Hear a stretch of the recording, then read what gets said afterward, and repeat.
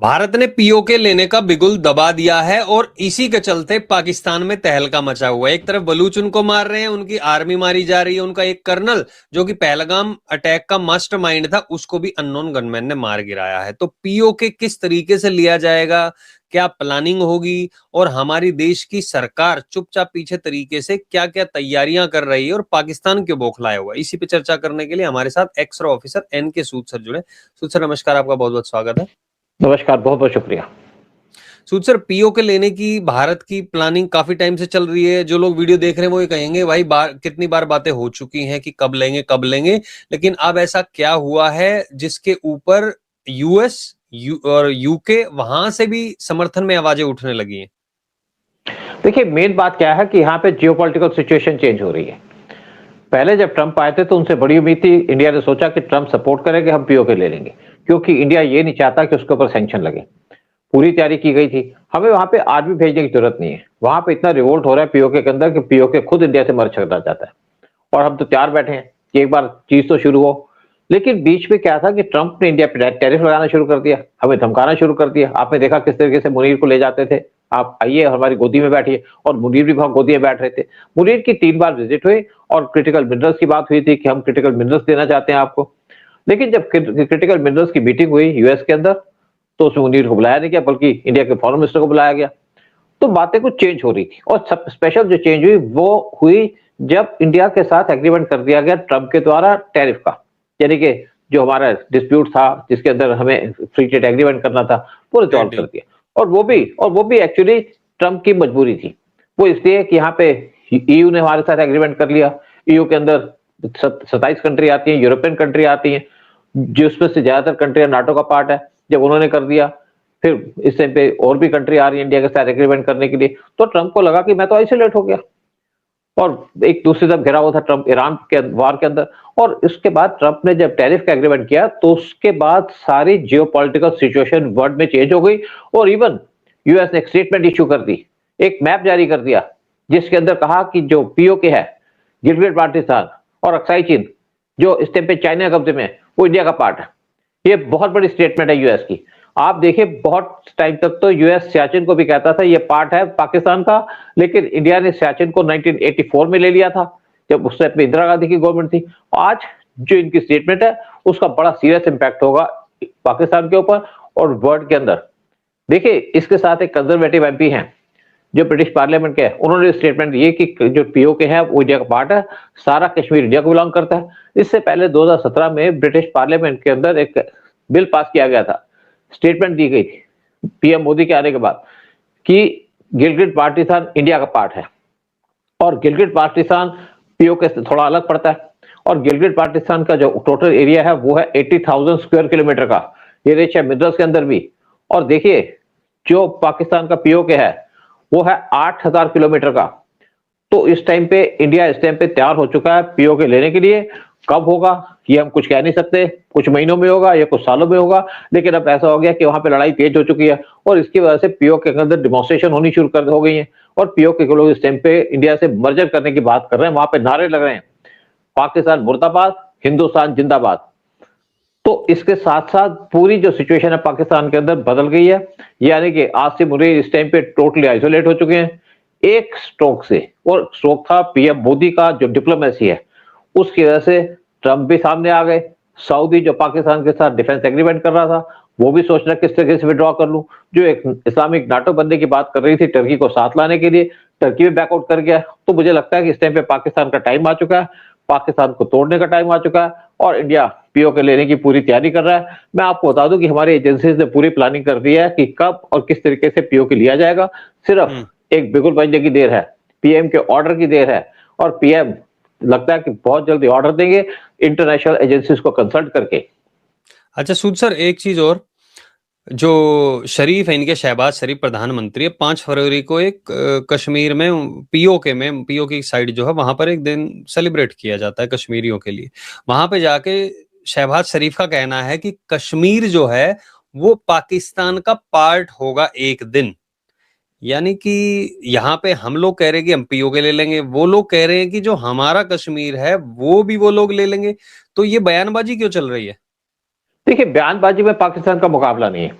पाकिस्तान के हाथ खाली हो, पेट में दाना ना हो, यहाँ पे लोन चढ़ा हुआ है इनके ऊपर, लेकिन इनको कश्मीर चाहिए। ये जो 5 फरवरी का दिन है, ये बनाते हैं कश्मीर डे शुरू से, आज से नहीं। लेकिन इंडिया ने जो पीओके का काम किया, वो किया पीएम मोदी के आने के बाद। नहीं तो हमने पीओके का क्लेम नहीं किया था, हम चाहते थे बॉर्डर एग्रीमेंट साइन कर दो। लेकिन जब शहबाज शरीफ ने बात की तो उसको कोई समर्थन नहीं मिला, किसी पॉलिटिकल पार्टी ने सपोर्ट नहीं किया, पीओके के लोगों ने सपोर्ट नहीं किया। वहां पे नारे लगने शुरू हो गए कि पाकिस्तान मुर्दाबाद, हिंदुस्तान जिंदाबाद, क्योंकि आज पीओके के लोग इंडिया से मर्ज करना चाहते हैं। और दूसरी तरफ जो कश्मीर के चीफ मिनिस्टर हैं उमर अब्दुल्ला, उन्होंने भी स्टेटमेंट दे दी।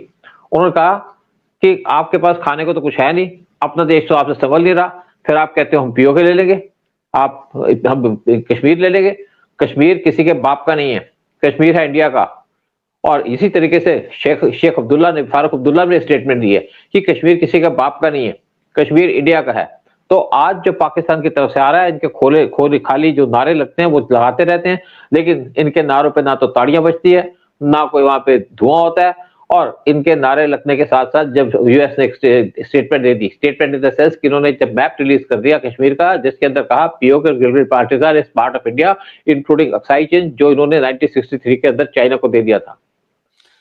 अच्छा सूद सर, अभी ये बयानबाजी तो ठीक है, एक तरफ हो रही है, लेकिन कहीं ये इंडिकेशन तो नहीं है जैसे पहलगाम अटैक हुआ था उसी तरीके की कोई प्लानिंग चल रही है और किसी को इशारा हो? क्योंकि वहां पे कश्मीर में जो भी बाहर के लोग, कश्मीर के बाहर के लोग यानी कि भारतवासी और दूसरे राज्यों के वहां काम करते हैं, उनको मौत के घाट उतार दिया जाता है। हमारी एजेंसियों की क्या उस पर नजर है? क्या ऐसी कोई इंफॉर्मेशन सामने आ रही है? देखिए, जो पहलगाम का अटैक हुआ था उसके अंदर जो कर्नल इन्वॉल्व था, जिसने पहलगाम अटैक के ऊपर प्लानिंग की थी, ये उसका मास्टरमाइंड था, उसको अननोन गनमैन ने पाकिस्तान के अंदर मार दिया। आप देखिए, जो IC-814 की हाईजैकिंग हुई थी, उसके भी अंदर जितने 5 टेररिस्ट थे, उनको सबको गनमैन ने मार दिया था पिछले साल। फिर जो 2001 का पार्लियामेंट का अटैक था, उसके अंदर भी जितने लोग थे उनको मार दिया था। आज कुछ लोग बचे हैं, उनका नाम आ जाएगा, जिनको सिक्योरिटी ज्यादा मिली हुई है पाकिस्तान की तरफ से या पाकिस्तान की आर्मी की तरफ से, या उनको किसी सेफ जगह रखा गया हो। जब भी बाहर निकलेंगे मारा जाएगा। आज इंडिया ऑफेंसिव मूड में आ चुका है। इंडिया अपनी सिक्योरिटी को देखने के लिए सिर्फ डिफेंस नहीं कर रहा, जिसे कहा जाता है कि offence is the best policy. आज इंडिया की पॉलिसी है कि ऑफेंसिव पॉलिसी, यानी कि हम आपकी वेट नहीं करेंगे कि आप कब अटैक करेंगे, बल्कि आपके घर में जाके मारेंगे। और आपको एक और बात बता दूं कि सऊदी के साथ डिफेंस एग्रीमेंट किया था, तो इंडिया के सऊदी के अंदर इंडिया के NSA गए, अजीत डोभाल, और जाके उन्हें सीधी बात की, आपने पाकिस्तान के साथ एग्रीमेंट कर दिया, बड़ी अच्छी बात है, आपकी अपनी सिक्योरिटी है, कोई बात नहीं, हमें कोई इशू नहीं है, लेकिन आप उसको कैसे मदद करोगे? अगर पाकिस्तान हमारे कंट्री के अंदर टेररिस्ट अटैक करेगा तो आप सपोर्ट करोगे? आप सपोर्ट करोगे, हम तो पाकिस्तान को छोड़ेंगे नहीं। तो क्या आप कुछ कर पाओगे? और अगर आप चाहते हो कि आप कुछ ना करो, तो पाकिस्तान से कहो टेरर एक्टिविटी बंद कर दे। और आपने देखा उसके बाद पाकिस्तान की तरफ से कोई ऐसी स्टेटमेंट नहीं आ रही कि पाकिस्तान टेररिस्ट एक्टिविटी की बात करे। अदरवाइज पाकिस्तान टेररिस्ट एक्टिविटी की बात करता था, और जो पाकिस्तान के 72 कैंप्स थे वो तो पहले शिफ्ट कर दिए खैबर पख्तूनख्वा की तरफ, और वहां पे भी उन पे अटैक किया जा रहा है। अटैक किया जा रहा है TTP के द्वारा, बलूचियों के द्वारा। और इस टाइम पे पाकिस्तान की सिचुएशन सबसे ज्यादा खराब है। पाकिस्तान की आर्मी वीकेस्ट है कई डिकेड से इस टाइम पे, क्योंकि एक तरफ उनको बलूची मार रहे हैं, 200 आदमी मारे हैं बलूचियों ने इनके, एक तरफ इनको TTP मार रही है, एक तरफ अफगानिस्तान इनके ऊपर अटैक कर रहा है, और सिंधी भी आज झंडा लेके बाहर निकल चुके हैं। पीओके के अंदर भी लोग इस टाइम पे पाकिस्तान की आर्मी को पीट रहे हैं। तो पाकिस्तान की हालत इतनी खराब है कि पाकिस्तान को समझ नहीं आ रहा क्या करें। इनको उम्मीद थी कि इनको यूएस सपोर्ट करेगा, डोनाल्ड ट्रंप सपोर्ट करेगा, लेकिन जब इन्होंने दिखा दिया मैप कि पीओके बिलोंग करता है इंडिया को, तो इनकी तो कुंटी घुमी हुई है। अच्छा सूद सर, आप कह रहे हैं कि ऑफेंसिव मूड में है और भारत की जो सेना है, जो भी हमारे रक्षा दल हैं, वो एक्शन लेते हैं। राहुल गांधी तो कह रहे हैं कि पीएम ने ऑर्डर दिए हुए हैं कि जो तुम्हें ठीक लगे वो करो तुम लोग, यानी कि हाथ बांधे हुए हैं उन लोगों के। तो पार्लियामेंट में जाके कह रहे हैं, वो मजाक उड़ाया जा रहा है और एक तरीके से AI वीडियोस बनाई जा रही हैं पीएम मोदी के लिए। तो क्या पीएम मोदी ने सच में छूट दे रखी है, या फिर राहुल गांधी कुछ अलग एजेंडा फैला रहे हैं? देखिए, छूट का मतलब ये नहीं कि पाकिस्तान पे अटैक कर दो। आर्मी को इस टाइप का कोई ऑर्डर नहीं दिया जाता कि आप जाके अटैक कर दो, वहां के लिबरेट करा दो। छूट का मतलब है कि पहले क्या होता था, जब कांग्रेस की गवर्नमेंट थी तो आर्मी पे अटैक होता था या बॉर्डर पे अटैक होता था, तो आर्मी को परमिशन चाहिए होती थी कि वहां से गोले बज गए, 10 गोले आए, क्या जवाब दें? क्योंकि वो जवाब दे नहीं पाते थे। तो उस टाइम पे दिल्ली फोन किया जाता था, दिल्ली से परमिशन मांगी, दिल्ली के जो आर्मी का हेडक्वार्टर है वो गवर्नमेंट से परमिशन मांगते थे, परमिशन मांगने के बाद परमिशन मिलती थी, तब गोले दागे जाते थे। ये था काम कांग्रेस के टाइम में। और आप देखिए कई बार हमारे सोल्जर को मारा गया बॉर्डर पे, 10 सोल्जर मारे गए थे, जिसके अंदर कुछ मेरे नाम भी थे, कैप्टन भी मारा गया था, जिसके प्राइवेट पार्ट काट दिए गए। लेकिन जब डिफेंस मिनिस्टर से पूछा गया या होम मिनिस्टर से पूछा गया, ये कांग्रेस की बात कर रहा हूं, तो उन्होंने कहा वो आर्मी के लोग नहीं है, वो उनके मिलिटेंट है जो मार गए। तो ये था कांग्रेस का एटीट्यूड। और आज जो राहुल गांधी करते हैं, एक्चुअली क्या है कि हमारी आर्मी को इस टाइम पे पूरा ऑर्डर है कि अगर आपके ऊपर ये एक गोला चले तो आप 10 गोलियां मारिए, तो वो मारते हैं इस टाइम पे। लेकिन जब क्रिटिकल सिचुएशन होती है, नेचुरली जो कमांडर होगा थोड़े से अपने आर्मी चीफ से बात पूछ सकता है कि मैं करूं नहीं करूं। हॉटलाइन तो इनके पास रहती है। हॉटलाइन का मतलब नहीं है कि आपको 10 दिन मिल जाएंगे ऑर्डर देने के, ये हॉटलाइन होती है आर्मी टू आर्मी, और अगर वो काम करते तो करें। लेकिन आर्मी को ये ऑर्डर नहीं हो सकता किसी भी तरीके से, किसी कंट्री के आर्मी को, कि आप जाके उस कंट्री पे कब्जा कर लो, उस एरिया पे कब्जा कर लो। लेकिन जो चीजें हमारे कब्जे में है 2014 से, उस पर अगर कोई भी कोशिश करेगा आगे बढ़ने की, तो उसको वैसे ही जवाब मिलेगा जैसे चाइना को दिया था इंडिया ने। आपको बता दूं 2020 में जब हमारा स्टैंड ऑफ हुआ था चाइना के साथ, उससे पहले हमारा कोई स्टैंड ऑफ नहीं हुआ था चाइना के साथ, कभी भी हमारी फोर्सेस उनके सामने नहीं आई थी, क्योंकि कांग्रेस के टाइम में परमिशन नहीं मिलती थी। तो स्टैंड ऑफ इसलिए होता कि चाइना कोशिश कर रहा था आपके स्लाइसिंग की जो इनकी पॉलिसी है कि छोटे छोटे एरिया पे कंट्रोल कर लो। जब हम उनके सामने 4 साल खड़े थे तो उसके बाद चाइना को भागना पड़ा। इससे पहले चाइना ढोकलाम में घुसा था, जो था पार्ट भूटान का, और इंडिया भूटान की सिक्योरिटी देखता तो इंडियन फोर्सेस वहां खड़ी होगी, क्योंकि वहां पे रोड बनाना चाहते थे। अगर रोड बना लेते तो 77 दिन के बाद डोकलाम का स्टैंड ऑफ चाइना ने खत्म किया था। अगर उनका रोड बन जाता वहां पे, तो वो हमारे चिकन नेक को टारगेट कर सकते थे। इसलिए इंडिया ने उनको वहां पे रोड बनाने की परमिशन नहीं दिया, बनाने नहीं दिया। तो राहुल गांधी का जो एजेंडा है वो है प्रो चाइना। राहुल गांधी किसी के एजेंट हैं, देश के नहीं है। डोकलाम के टाइम में चाइनीज एम्बेसी में चले गए थे और उनके एम्बेसडर से मिल के आए थे। क्या बताया नहीं गवर्नमेंट को कि मैं क्यों मिलने गया था, बल्कि चाइनीज एम्बेसडर को जो खबरें देनी थी जो इनके पास थी, क्योंकि इनके साथ कुछ पुराने इंटेलिजेंस ऑफिसर भी हैं, जो खबरें देनी थी उनको दे आए। फिर ये चाइना चले गए। चाइना को ऑफिशियल विजिट पे नहीं गए थे, 2008 में चाइना गए थे अपनी मम्मी के साथ, और वहां जाके एक एग्रीमेंट साइन कर लिया था उनके साथ, सीक्रेट एग्रीमेंट, जिनको कहते हैं सेल आउट एग्रीमेंट। और एग्रीमेंट करने के बाद इन्होंने किसी को नहीं बताया क्या एग्रीमेंट है। फिर एक बार फिर चले गए थे, जब यहाँ पे बीजेपी की गवर्नमेंट थी, नेपाल चले गए थे, क्योंकि इनको Z+ सिक्योरिटी मिली थी। अपनी सिक्योरिटी वालों को लेके नेपाल चले गए, क्योंकि Z+ सिक्योरिटी के लोगों को अपनी सिक्योरिटी साथ रखनी पड़ती है बगैर गन के। वहां जाकर के अपनी सिक्योरिटी को छोड़कर चाइना चले गए, और चाइना में PLA की गोदी में जाके बैठ गए। तो राहुल गांधी की स्टेटमेंट का कोई मतलब नहीं है। ये है एंटी नेशनल आदमी, एंटी नेशनल काम करते हैं। और अगर इनको देश से प्यार है तो बताइए भाई, क्या आप बताइए कि आपकी क्या बात है, जो आप चाइनीज एम्बेसडर है आपने क्या बात की उनके साथ, वो नहीं बताएंगे, क्योंकि आपका एजेंडा ही वो नहीं है। इनका एजेंडा है देश को नुकसान पहुंचाना। जैसे इन्होंने इस टाइम पे आर्मी चीफ के बारे में क्वेश्चन उठाने शुरू कर दिए। आर्मी चीफ ने कोई ऐसा नहीं कहा कि मैंने, अब यहाँ पे चाइनीज आ गए थे हमारे एरिया के अंदर, हम भाग गए थे, उनके टैंक आ गए थे। देखिए जब चोटियों पे कब्जा करना था, मुझे चोटियों का नाम याद नहीं है, तो उस टाइम पे इन्होंने परमिशन नहीं मांगी हमारे से, आर्मी चीफ ने। उस टाइम पे वहां पे कुछ हमारे रॉ के लोग भी थे, SSF के कमांडोज हैं, जो हिल के वॉर के अंदर सबसे ज्यादा एक्सपर्ट है। तो जैसे ही जगह कि चाइनीज वहां पे जाना चाहते हैं, जब तक चाइनीज सोचते या बात करते, तो हमारे जो कमांडो थे SFF के कमांडो, वो चोटियों पे चढ़ गया, कब्जा कर लिया, जिसकी वजह से चाइना का पूरा मॉरल रिवर उनका खराब हो गया और चाइना बैकफुट पे आ गया। नहीं तो चाइना में पे कंट्रोल कर पाता। जो राहुल गांधी है वो सच्ची बात नहीं बताते, वो बात घुमा के बताते हैं। जैसे उन्होंने कहा जी रफाल के लिए महंगा ले रहा है, तो ये इसका मतलब उनको दर्द है कि चाइना वहां कब्जा नहीं कर पाया, इसलिए कर रहे हैं। उनको ये भी दर्द है, उनको ये भी दर्द है कि इंडिया मजबूत कैसे हो रहा है। जब हम रफाल ले रहे थे तब भी शोर मचा के रखा, पूरे वर्ल्ड के अंदर शोर मचा के रखा कि रफाल महंगे ले लिए। भाई वो गवर्नमेंट टू गवर्नमेंट डील थी, वहां पे कोई कमीशन का चक्कर ही नहीं है। जो आज हमारी डील होती है, पूरी डिफेंस की डील होती है, उसके अंदर गवर्नमेंट टू गवर्नमेंट डील होती है। इनके साथ एक और आदमी, आपको पता है, राहुल गांधी के साथ एक और आदमी शोर मचाता है डिफेंस की डील्स पे, क्योंकि उसका फादर डिफेंस मिनिस्टर था। और जब डिफेंस मिनिस्टर था तो उन्होंने वहां पे कमीशन खाई थी। मैं आपको रिपोर्ट दे रहा हूं रॉ की, उन्होंने कमीशन खाई थी गवर्नमेंट से। यानी कि आप भी CM रह चुके हैं, उनका फादर भी CM था और डिफेंस मिनिस्टर था, जो डिफेंस की डील में पैसा खाया करते थे। और यही काम करते थे राहुल गांधी की फैमिली के कुछ मेंबर्स, डिफेंस की डील में पैसा खाते थे। आज जो हम चीजें खरीद रहे हैं देश की सुरक्षा के लिए खरीद रहे हैं, ये पहले चीजें खरीदते थे अपनी कमीशन खाने के लिए। फर्क दोनों में यही है। लेकिन आज जो राहुल गांधी बातें करते हैं, इनकी बात का कोई सिग्निफिकेंस नहीं है, कोई इनका मतलब नहीं है। ये सिर्फ यहाँ पे प्रोपेगेंडा करते हैं, नेगेटिव प्रोपेगेंडा, और इनके लिए इनको पैसे मिलते हैं फॉरेन से। आप देखिए कोलंबिया गए थे, कोलंबिया क्या करने गए थे? कोलंबिया गए थे, जो एक लेडी है जिसने रशिया यूक्रेन का वार स्टार्ट किया है, जो CIA के डीप स्टेट के मेंबर है, उससे मिलने गए थे। और पीछे चले गए थे आपके, हमेशा जाते थे आपके आशियन कंट्री के अंदर, तो वहां पे भी जब पता चला कि इनका तो पूरी बात रखी है, क्या करते हैं, आपकी आंखें फट जाएंगी अगर आपको रियलिटी बता दी जाए कि वहां जाके क्या करते हैं। क्या इस टाइप के हमारे पॉलिटिशियन होते हैं?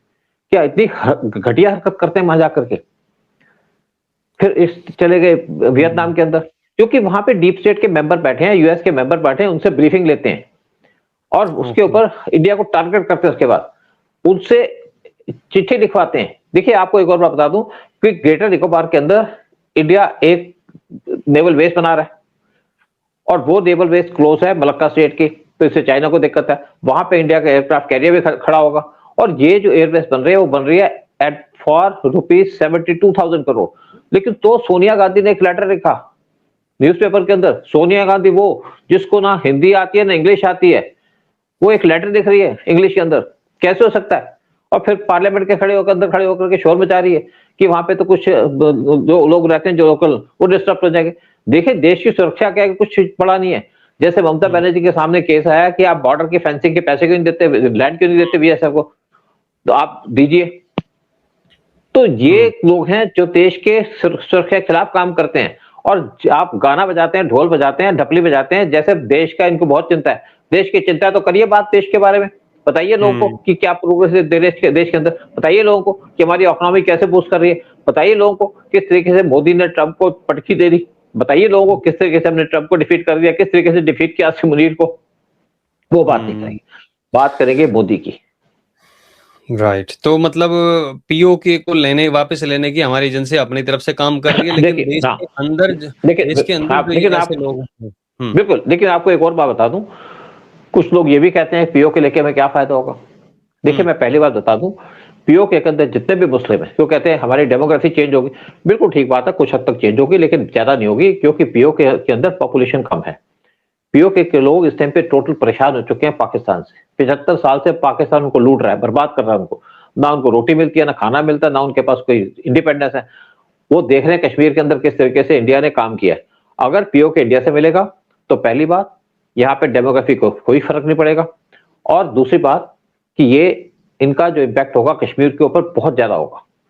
यहाँ पे जो थोड़ी बहुत भी मिलिटेंसी होती है खत्म हो जाएगी और जितने भी पाकिस्तान के टेरर कैंप है वो पीओके के अंदर है, वो खत्म हो जाएंगे और पाकिस्तान एक्सपोज हो जाएगा। और पीओके अगर हमारे कब्जे में होगा तो हम वहां से पूरे तरीके से पाकिस्तान के ऊपर मिलिट्री अटैक कर पाएंगे जब भी जरूरत पड़ेगी। दूसरी बात है, पीओके और गिलगित बाल्टिस्तान मिलने से जो टोटल लैंड हमें मिलेगी वो मिलेगी 87,000 स्क्वायर किलोमीटर की, और ये बहुत बड़ी लैंड है। इससे एक और फायदा होगा कि हमारा डायरेक्ट कनेक्शन हो जाएगा अफगानिस्तान से। आज हमें अफगानिस्तान से ट्रेड और बिजनेस करनी पड़ती है तो वो हमें जाना पड़ता है ईरान के रास्ते, तो हमारा डायरेक्ट कनेक्शन होगा अफगानिस्तान से, जिसकी वजह से वहां से ट्रेड कर पाएंगे, बिजनेस कर पाएंगे। और अफगानिस्तान है रिच मिनरल्स के अंदर, साथ गैस और दूसरी चीजों के अंदर, कॉपर भी वहां पहुंच जाता है। फिर उसके बाद एक और होगा कि जो चाइना और पाकिस्तान का कनेक्शन है वो टूट जाएगा। इससे जो इनका सीपीसी है पाकिस्तान चाइना का, वो बर्बाद हो जाएगा। नहीं, चाइना इसमें कुछ नहीं कर पाएगा। हम चाइना कोई इंटरफेयर नहीं कर सकता इन चीजों के अंदर, हम कोई चाइना के एरिया में नहीं जा रहे।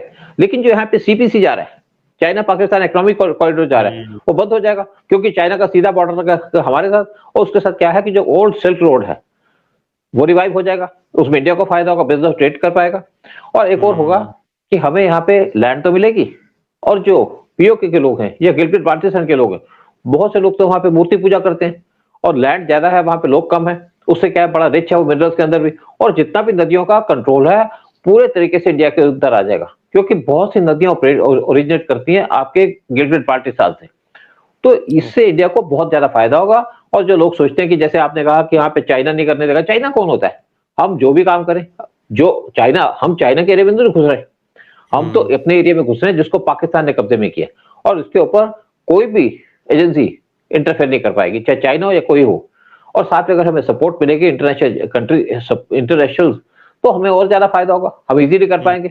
और इसी लिए मुझे लगता है कि हमारे जो इस टाइम पे गवर्नमेंट है, उसके जो सीनियर लोग हैं इस टाइम पे डिस्कशन कर रहे हैं, इस टाइम पे बात कर रहे हैं, इवन जो फॉरेन कंट्रीज है उनसे बात कर रहे हैं कि हम कब करें और कैसे करें। मुझे लगता है कि अब हम बहुत नजदीक आ चुके हैं अपने ऑब्जेक्टिव के, यानी कि पीओके गिलगित बाल्टिस्तान को लेने के ऊपर इस टाइम पे इंडिया बहुत ज्यादा ऑफेंसिव हो चुका है और बड़े आगे बढ़ चुका है।